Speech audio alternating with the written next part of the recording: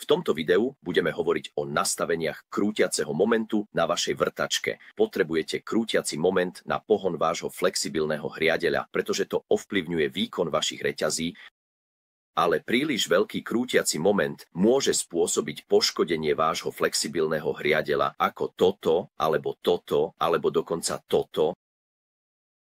Tieto hriadele boli poškodené, pretože obmedzovač krútiaceho momentu na vrtačke nebol nastavený správne a flexibilný hriadel nebol mazaný.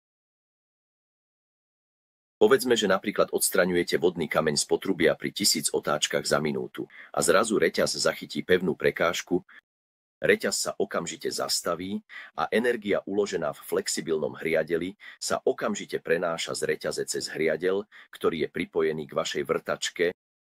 Ak je obmedzovač krútiaceho momentu nastavený príliš vysoko, vrtačka sa bude točiť rýchlosťou 1000 otáčok za minútu a hrozí riziko zranenia.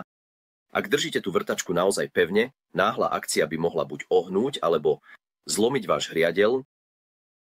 Aby ste tomu predišli, nastavte svoj obmedzovač krútiaceho momentu na najnižšie možné nastavenie ako toto.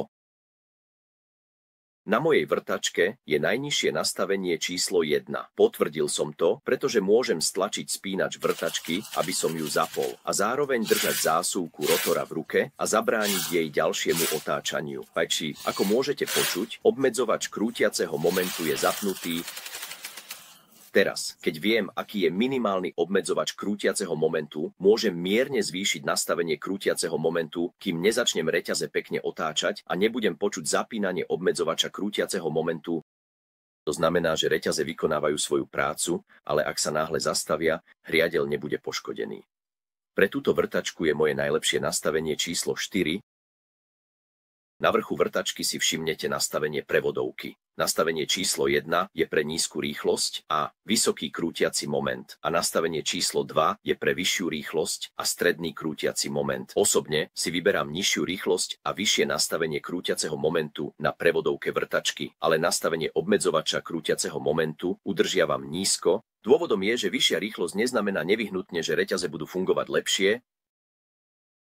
Takže teraz viete trochu viac o nastaveniach krútiaceho momentu. Nezabudnite na mazanie svojho hriadela. Máme ďalšie video na našom kanáli, ktoré vám s tým pomôže. Neváhajte dať like a prihlásiť sa na odber a všetko to ostatné. Ak máte akékoľvek ďalšie otázky, neváhajte nás kontaktovať a vždy sme radi, že vám môžeme pomôcť. Majte super deň, s Bohom.